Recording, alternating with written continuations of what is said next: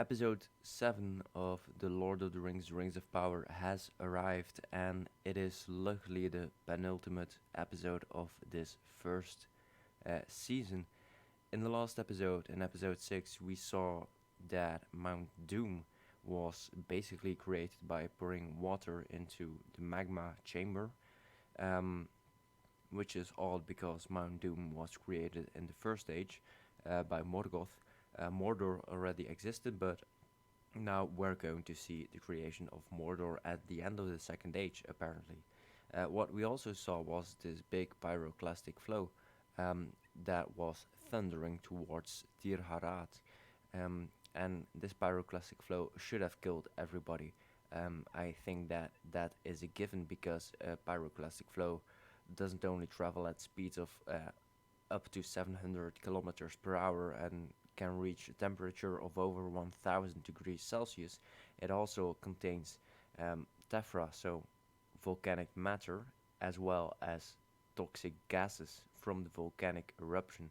So, what would happen if this pyroclastic flow would flow over the villages? Either everyone would be burned to death or suffocate, as well as being crushed by buildings that are toppled over because even a wave of gases traveling at such a speed, it just knocks over everything that can be knocked over. And since this village is basically um, some badly built stone buildings and some wood buildings and wooden sheds, it is very unlikely that anybody has survived this pyroclastic flow. But of course, again, magic, I suppose. And look at that, our beloved Queen Galadriel is still alive, and she's covered.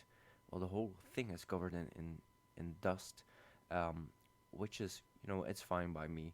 Of course, this would happen. I mean, you would have a lot of volcanic matter and ashes that would remain on the site. For example, look at Pompeii, look at Herculaneum.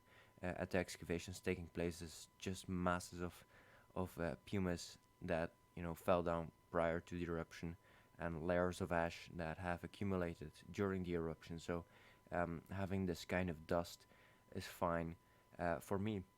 What isn't fine is that basically most of these people have survived, which is basically impossible, um, as I've said just in the beginning. So Galadriel is standing there.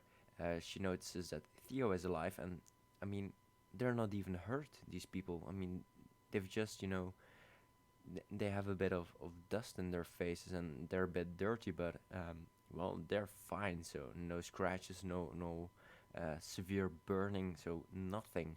I mean, elves are immortal, yes, but they are not invulnerable or invincible. So I mean, they still could get burnt or slashed to pieces. I mean, their skull could be crushed by a falling rock. So it doesn't make sense that nobody, I mean, shows in this stage at least any signs of injuries.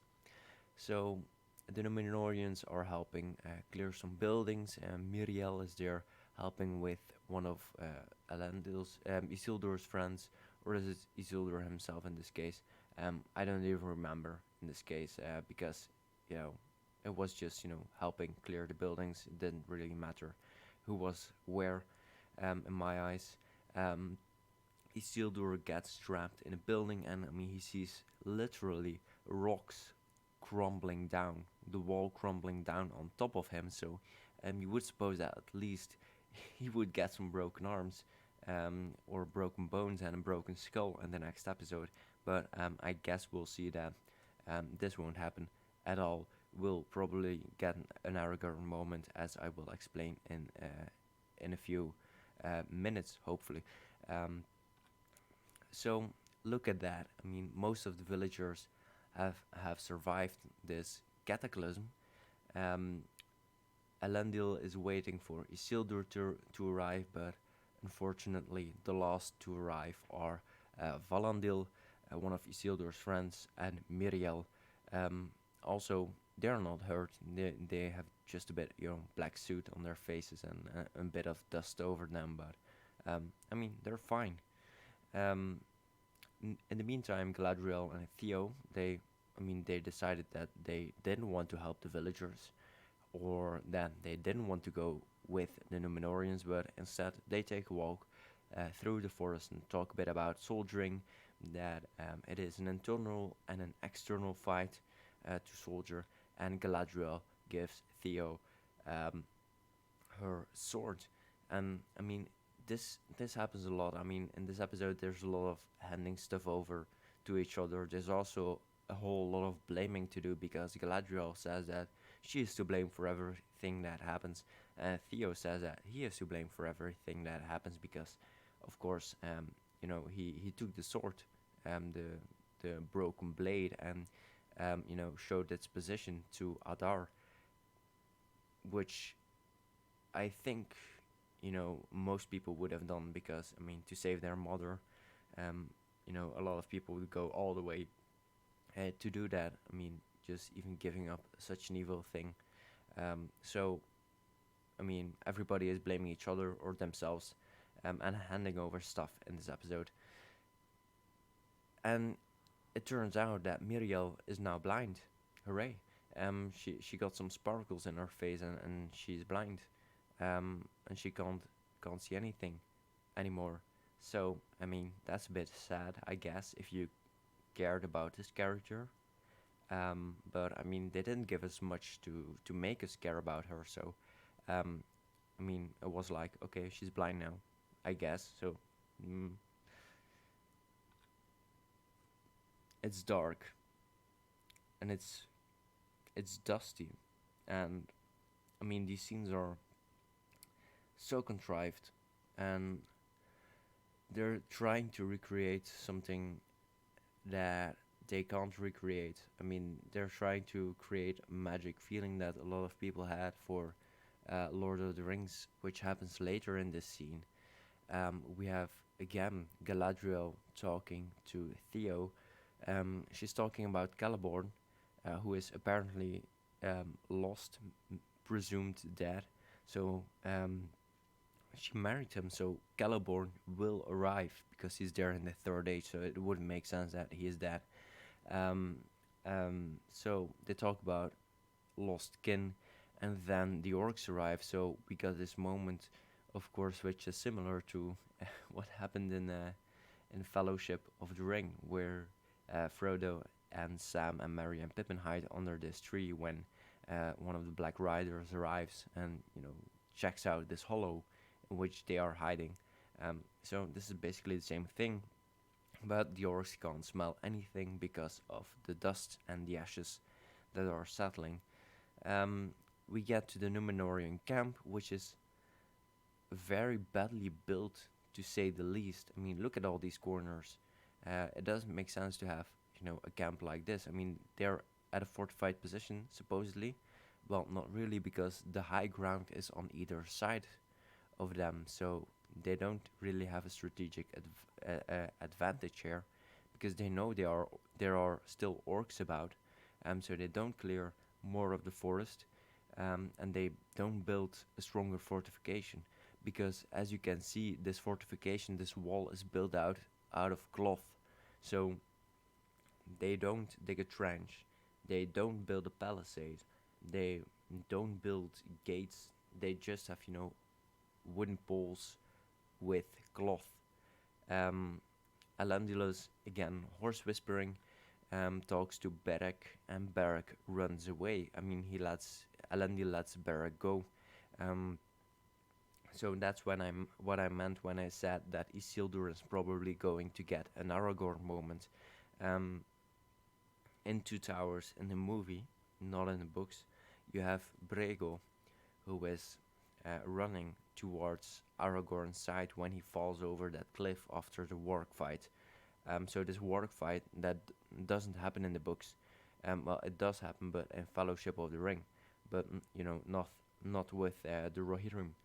So what happened in the Two Towers was that Brego ran to Aragorn and saved him, basically carried him to Helm's Deep. So this is probably what is going to happen. I mean, Beric is going to aid Isildur and then bring him somewhere, where I don't know, because as we will see, the Númenóreans won't be where they were. when Isildur returns. So, Elendil looks a bit angry. I mean, he's sad. I mean, he thinks he lost his son. So, I mean, there's nobody to comfort him there. Um, Nobody to say they're sorry. I mean, he's sad. Um, you know, at least it feels sad. Galadriel then arrives at the Numenorian camp, and I mean, look at how this is built up. There's just too many corners, and I mean, she's having the high ground. There's no guards posted. There's no guard towers, um, which could easily be built by the remaining soldiers, because we've only seen about 150 Numenorians, in the attack. So supposedly 150 stay behind to build a camp. Um, so I mean, 150 soldiers, they could do a lot of work. I mean, build a trench at least, and have an earthen bank around the encampment. But I mean, this is just a bunch of poles with cloth set up around them, around some tents. So it's not really a good camp, not at all. And it turns out that Arondir is still alive. I mean, he also he isn't hurt. Bronwyn is also alive, and she also isn't hurt, apart from the arrow that was shot through her shoulder, and that didn't really do a lot of damage because she was walking, without pain later that day when the Númenóreans saved the day. Um, Galadriel then goes to Miriel, who now is very much blind. So it's very clear that she is blind, and she kneels. And Miriel goes again, and nobody kneels in Númenor. And Galadriel goes like, "Yeah, but you're not in Númenor, so yeah, I guess she's right there." And again, she takes the blame for everything that has happened. So she takes the blame for the trench being dug, for Mount Doom being exploded, for all the Númenóreans that got killed in the pyroclastic flow, which doesn't make sense. I mean, the blame would lie on Arondir and on the Watchers, because they couldn't see a big frigging trench being dug. I mean, they didn't notice at all. There were no patrols. There were, well, to be fair, there were only like 5 or 6 elves there, so there's not much that they could do. But they didn't bring a report to Gil-galad. I mean, nobody of the villagers was sent away from Ostirith to Linden to ask for aid, or to Eregion to ask for aid. So, I mean, she isn't really to blame in this case, but she wants to take the blame anyway. So Miriel says that she, as the daughter of Ar and Ziladun, will make sure that the Númenóreans will return in season 2. It's weird that she would use the name Ar in Ziladun, which is the Anduniac name for Tar Palantir, her father, who returned to the Elven ways. And she was raised in the Elven ways, supposedly, apparently not in this second age. So it's kind of weird that she would do that, because she's there with the leader of the faithful, with an elf, and with a person from the Southlands that wouldn't care about whatever name they use. So why not use Tar Palantir? It would have more reverence with the elves, at least. So luckily the Númenóreans will return in season 2, so we got something to look out for in that season. And they leave, and look at that, it's just one ship now. It's not even 3 ships anymore. So what happened to the other 2 ships? I mean, supposedly there are still enough soldiers and sailors to man these 3 ships, but I mean, I guess they are somewhere, supposedly. We don't know where, but they are somewhere. Galadriel says to Arondir that Miriel will certainly honor her pledge to send, Númenóreans back to Middle Earth. And then Bronwyn arrives and says that the people are going to Pelargir to an old Numenorian colony near the mouth of the Anduin. Um, this is very weird because um, a flashback to episode 5, where Pharazôn is talking to Cameron about his plans for Middle Earth, where he says that they can build colonies and forestry camps and all that. So supposedly there are no Numenorian colonies in Middle Earth at this point, but according to episode 7, there is an old colony at Pelargir, which was created by the faithful. So at least Elendil should have known about it. Um, uh, that it was there. Miriel should have known that this colony would have been there at least. Pharazôn would have known this because he's into the history and politics of Numenor, so he would know this. So this is again, I mean, they set up Pharazôn as um, this ingenious person who wants to, colonize Middle Earth, but he forgets that it already was colonized, apparently, in episode 7, uh, by the people of Pelargir, by the faithful. Um, so it's again it's this writing. It's they set up something and then destroy it a few episodes later. You know, why would there be a Numenorian settlement when they only have five ships apparently at their disposal? They're a seafaring nation, but they have no colonies on the eastern or the western shores of Middle Earth. So it's all very contrived and very weird at this point. And we go to Halbrand, who is apparently hurt. So Galadriel, I mean, she didn't care about him. She didn't even go looking for him. She was like just walking around a bit with Theo through the forest, and then um, going to the Numenorian camp. So she didn't really care about Halbrand. And apparently he's hurt. He looks very sick, and of course he needs elven medicine, according to Galadriel. 5 seconds later, and Halbrand is sitting on a horse.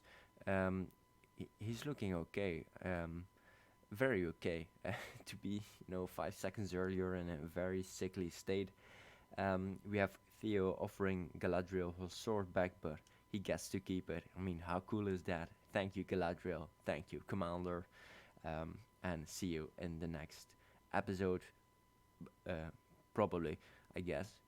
So we get to Adar, who is now in the village of Tirharad, or in another village. Why he is there, we don't know. So he's talking about the Southlands, and that they should rename it. So then we get this transition from the Southlands to Mordor. Wow, look at this big reveal that the Southlands are Mordor, which of course we already knew, but Adar didn't know that, obviously, even though Mordor existed before the Second Age. It was known by the name Mordor during the Second Age and even in the First Age, presumably. So again, this is very odd, and very unnecessary, to say the least, but that is where the storyline of the elves and the Númenóreans and the Southlands ends in this episode. We then get to the Homicidal Hobbits. They arrived at the Grove. I mean, look how happy they are to arrive at the Grove, but not all as well, because there are 5 rocks from Mount Doom that have, fallen into their grove, which is, I mean, very sad, but also very weird, because they're in the whole wide area around the grove. There are no signs of burning. There are no signs of falling rock, and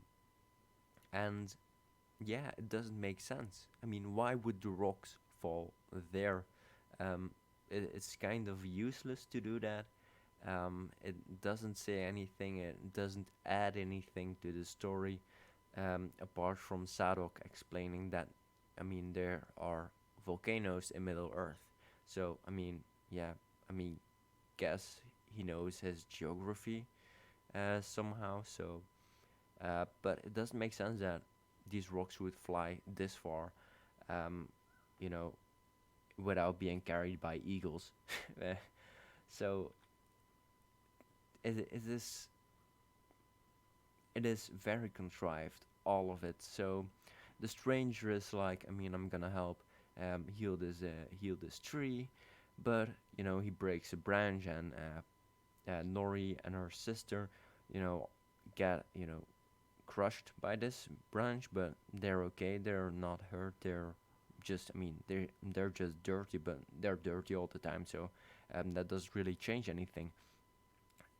And then we get an explanation of Sadok that um, we're looking at the borders of Greenwood the Great, um, which also is kind of weird because we saw the hobbits leave in episode 5 from the southwest borders of Greenwood and then going south along the Anduin to Emyn to um, through the Grey Marshes, which would later become the Dead Marshes, and then through Rovanion, and now they are back again with or at the borders or near the borders of Greenwood. So why didn't they just go east? I mean, they're migration and people that migrate, but they don't behave like a migrating people because they don't do anything. They don't have different specializations between summer and winter. They're just aimlessly wandering around apparently. And what happened in episode 5 is that they just wanted to create a link between Nori and Frodo's journey. So across the mouth of the Anduin, along Emyn through the Grey Marshes, which no migrating people would do. They wouldn't go through the marshes at all. You don't do that. That's insane. So this whole journey, it doesn't make sense. But I mean, it's just for Sadok to explain where they are, I guess. Um, and he explains it to the stranger to send him on his way, that he can go to these borders to his own people, because Sadok still assumes that he is a human. And then we get another handing over scene with Nori handing over an apple to the stranger. And again, I mean, look how dirty their hands are. There's a river nearby, which is featured in one of the next scenes. And I mean, they could have cleaned up, but I mean, they don't. They're just, dirty little people, I guess. The stranger just says, I'm off. See you later.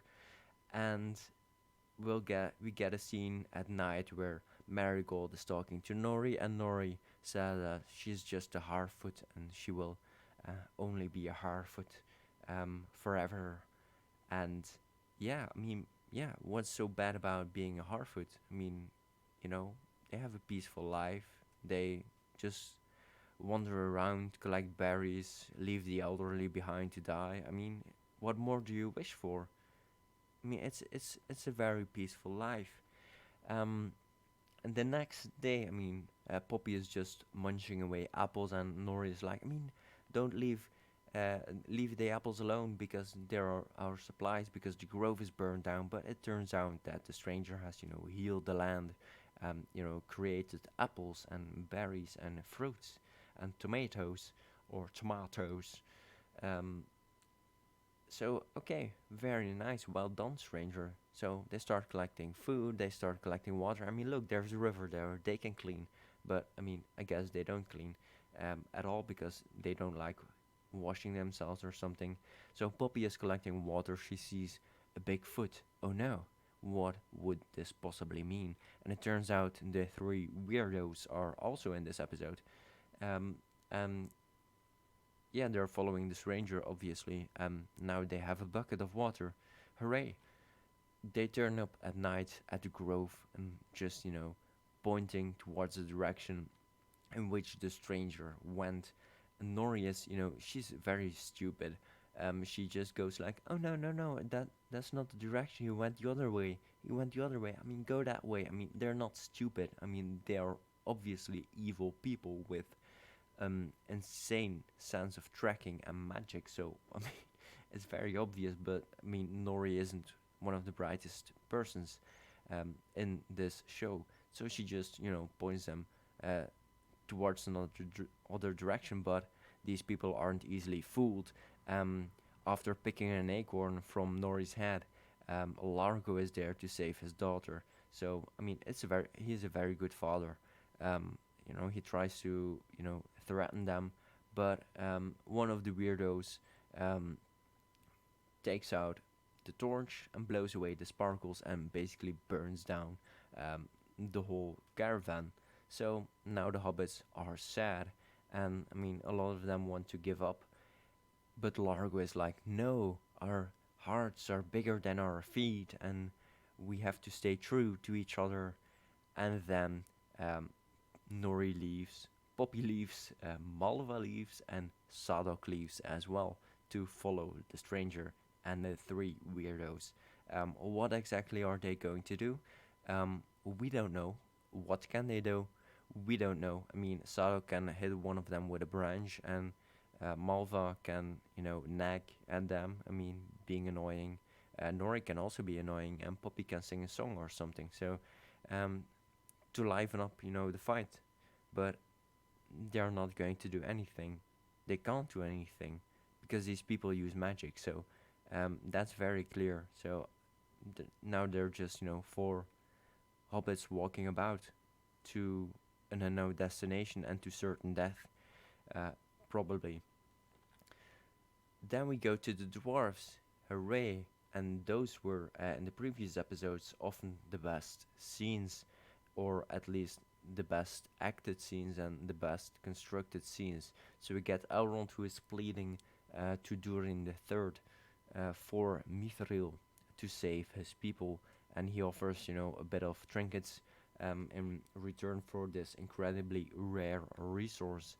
Um, However, Durin isn't swayed, and when he talks to his son, he's like, um, "We we're built up of fire and rock, and to endure, you know, long life, and um, to realize that everything must fade away." So he basically says their time has come, so let them die. And of course, Durin Jr. isn't uh, very pleased with that, and we then get to know that Disa wears the apron in the house, so she's the smith of the household, which, I mean, I don't have a problem with that because I'd assume that dwarf women are also capable of creating tools or creating weapons, even. So, I mean, it's okay that she is smithing, but they're, basically insulting his father and saying that he is an old fool for not giving away his precious metal to Elrond to save the elves.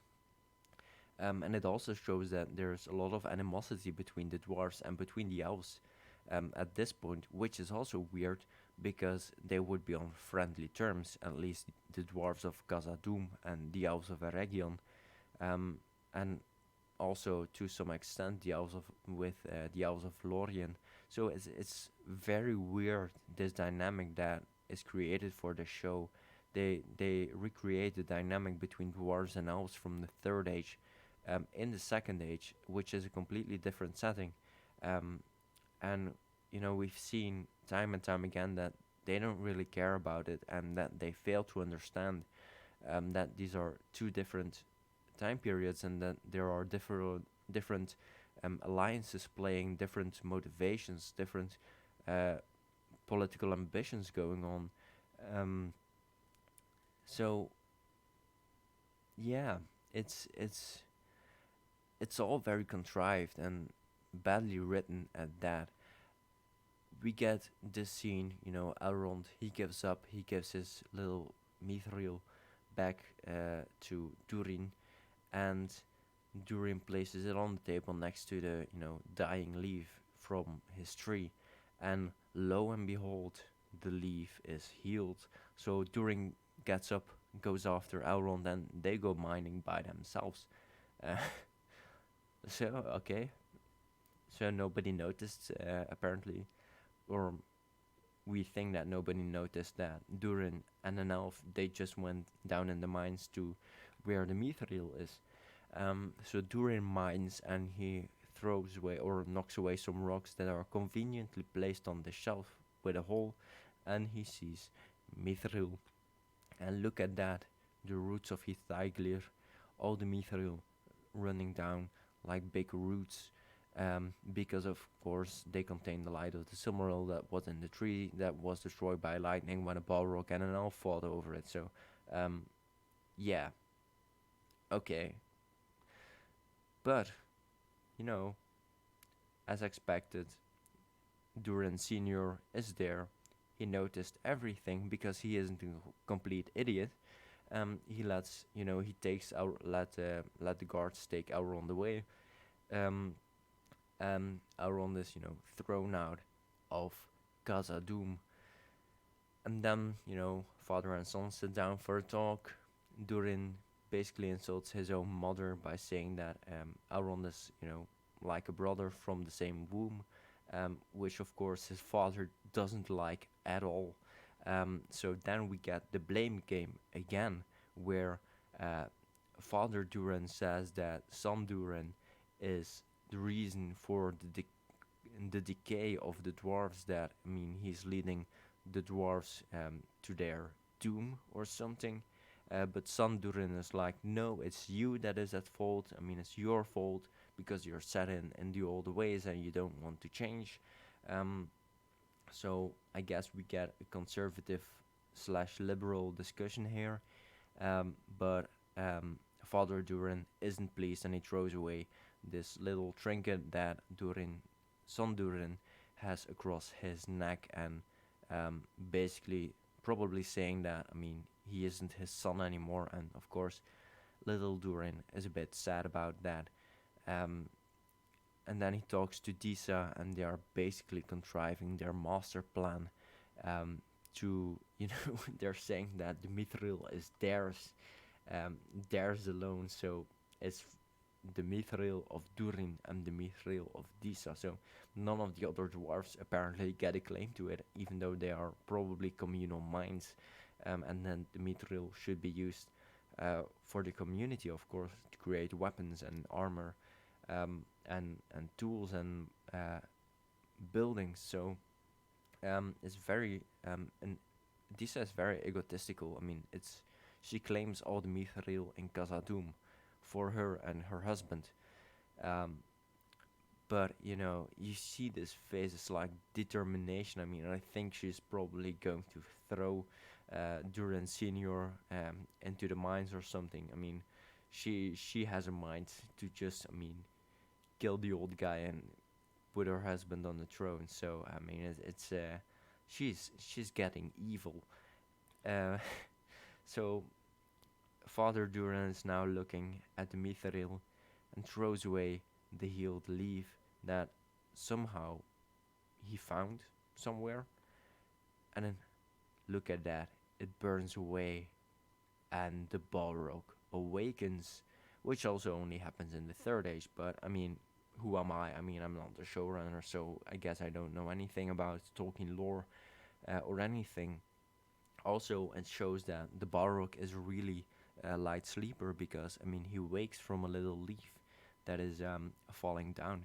But credit where credit is due. The effects for the Balrog, they look incredible. They look incredible. A lot of the stuff in this show is really contrived. It's generic, but this Balrog is really great. It's really awesome, and you see that they use the same effects. They use the same particle effects as in Fellowship to create this fiery demon, and this lava mouth. So it's really cool, and it's really well done. But the story behind it is so stupid. Is this Durin's Bane, or is it the Balrog who fought with the elf, probably Glorfindel, over the Silmarillion or the Silmaril in the tree? Um, I mean, it's not really logical why he would be down there sleeping. I mean, what is he expecting that? I mean, all the Mithril will come together at one point and then recreate the Silmaril, and then he can just, take it and wear it as a jewel. I mean, what is this? I mean, he was awakened in the Third Age because the dwarves delved too deep and too greedily for Mithril, not because there was a leaf that fell down and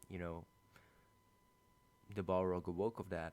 It doesn't really make any sense. So it makes more sense that, for example, what happened in the Third Age, that probably the Balrog was sleeping in the deep mines or beneath rock, deep rocks and secret tunnels under Khazad-dûm that the dwarves didn't know about, and that, I mean, because they mined too deep, they just hit one of those chambers or tunnels or layers of rock where the Balrog had just been laying, and that's the reason why he awoke. It makes much more, well, it's of course a world of magic and demons and the Balrogs of and divine spirits, but you need to make some sense of this story, and this story is kind of weird because it doesn't really make sense why the Balrog is there, except if they make it, of course, because the Balrog, fled to the deep places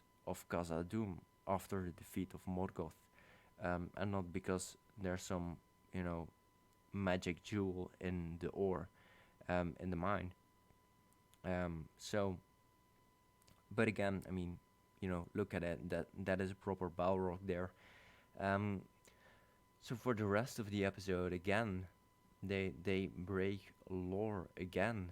They they just don't know what to do with it, and they also don't really know what to do with their own story, because they change up a lot of it, and they change proportions of the armies. I mean, you left Numenor with 3 ships and only 1 ship returns, even though there are enough people still alive to man 3 ships. Um, it's it's these kind of things that make a show bad. Not necessarily forced diversity, as a lot of people have been saying, but bad writing, bad character development, bad world building, or in this case, destruction of the world building. And a lot of fans are mad about it because I think a lot of people were hoping to see the depiction of the Second Age as was depicted in Silmarillion, but very soon we knew that they don't have the rights to the Silmarillion, so they can only use the appendices. But still, in the appendices, you can do a lot of stuff in the Second Age. You have the whole timeline, you have backgrounds for the races of peoples and the species that are living in the Second Age. You have a bit of backstory for this First Age, um, and the Second Age as well in the Lord of the Rings books, um, so they could have used those stories as well, but they chose to pick a few characters out of the books, pick a few events out of the books, and then mishmash them together in a badly written story that doesn't really make any sense. Um, Also, the Númenóreans are completely, again, they're destroyed because what you had in episode 5 was these expectations that the Númenóreans would set foot in Middle Earth for the first time, since their ancestors had left the shores of Middle Earth for Númenor. But what we see is um, apparently that there was at least one former colony already there, so, and nobody knew about it apparently. So, I mean, how do they know that Pelargir is there? How do they know that it's just not an abandoned settlement from other humans? Because for all they know, the Númenóreans have never set foot in Middle Earth, so Pelargir shouldn't exist in this story yet. So it's very odd, and it shows that the showrunners are at this point kind of forgetting about what they wrote. They're trying to put a lot of stories and a lot of characters and a lot of places together in the same story, but they fail to create a cohesive and coherent story for it. And what they also do, and is very obvious, is that they are trying to recreate moments from the Lord of the Rings books and the Lord of the Rings trilogy, and it's very obvious, and it often falls flat and fails because they broke the entire world building for it. For example, this Balrog, as I've said, it is a perfect example of trying to recreate a moment in Lord of the Rings, in the books and in the movies, of this fire demon. And it kind of falls flat because Tolkien fans, not even Tolkien scholars, I mean people who have read the books, even the appendices, they know that Durin's Bane isn't supposed to awaken until late, middle of the third age or later. So that's why Khazad-dûm is abandoned. I mean, Khazad-dûm isn't abandoned in the second age because they still fought in the Lost Alliance. So this is kind of weird, and this is the problem with this whole series. I mean, they have the material to use, and you can say yes, it's kind of thin in terms of dialogue and character development, which is true, and which is obviously it's a good remark because it is very thin. It is mostly a history overview, and you get the more worked out history in the Silmarillion. There, of course, lies the problem that they don't have the rights to the Silmarillion. So, what they have with the Second Age is just the few remarks that are in Lord of the Rings and the appendices. That's all you have, and that's what you have to work with. But it also shows that the people at the top, they they they were, yeah, that they were just stupid. They knew what would happen. I mean, they want to create the Lord of the Rings show, but they only buy the rights to the Lord of the Rings. So what a lot of people would have expected was a recreation of the Lord of the Rings, maybe with more detail than Peter Jackson's movie. So maybe we could have had Old Man Willow and Tom Bombadil and Erkenbrand and Glorfindel and Gildor. So maybe we could have had all those people in the Lord of the Rings show, but then you get to know that they are making a story of the Second Age with only 150 pages, which is half of The Hobbit. And the Hobbit trilogy was already a disastrous mess, um, but this is even worse, um, because they at least in the Hobbit trilogy they didn't destroy the lore completely, and they didn't tear down the world building, um, which they did in this first season. Even in the first episode, you already had a sense of this isn't going to end well. Um, so I'm kind of reluctant to even watch this final episode that is coming out next week, I think, because you know what I'm looking at now is just this fear of what are they going to destroy now, because I don't have a feeling that they have much left to destroy. What can they do? What are they still going to destroy? Are they going to Lorien and destroy it? What are they going to do with Celeborn? Because obviously he's still alive. What are they going to do with Círdan, who is a character in the second season? What are they going to do with Celebrimbor, with Eregion? Um, what is going to happen with Sauron and Adar? Because all these stories, they don't make sense anymore. The Adar story doesn't make sense. Even if he was an immortal elf, you know,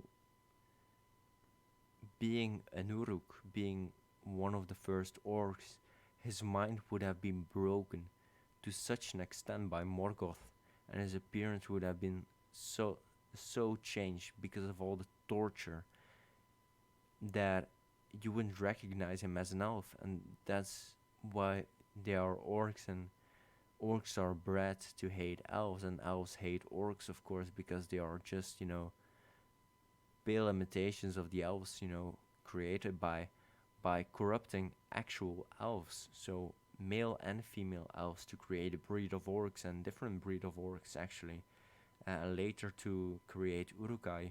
So all these stories don't make sense, but they try to humanize the orcs, which you shouldn't do. I mean, they're just evil creatures, and they they don't know what to do with Tolkien. And even though the showrunners say they are Tolkien fans, it doesn't show at all. And you could say it shows with the dwarves. I mean, these scenes um, are often among the best scenes, the dwarven scenes, and they at least look like dwarves. So that's at least a good thing. But I mean, it's so generic at this point. I mean, everybody is still wearing the same as in episode 1. So why do they do this? Don't they have more costumes? It's it's okay if you have like a character there for 2 or 3 scenes, over the course of several episodes. And if you make this character appear the same 3 times, then okay, yeah, fine. But these are main characters, and they travel to various places, and you would actually at least expect, that Elrond, for a longer stay in Khazad-dûm, would, take some spare clothes or something. I mean, if he falls in a river and everything gets wet, I mean, he needs some spare clothes. If he falls into a mine and gets all dusty, you need some spare clothes. I mean, and the Dwarven King and the Dwarven Prince, of course, I mean, they could have different clothes. Why not? They're royalty. So, I mean, why not change it up a bit? I mean, show that at least the costume designers have some capabilities to create original and very characteristic and unique pieces of clothing. But, I mean, apparently they're not allowed to do it. So, again, this is the penultimate episode of season 1. And, yeah, one more week and it's over. For this year at least. So when we're going to expect, or when we are expecting to arrive, or to see the premiere of season 2, we don't know because there's no date yet. But I'm not looking forward to it. I'm going to cover it, but I'm not looking forward to it because they are going to introduce more characters that they can destroy, even though it seems like they can't destroy anything else at this point. So that's it for now. If you enjoyed the video, consider liking the video and subscribing. And if not, anyhow, I see you in the next episode. Goodbye.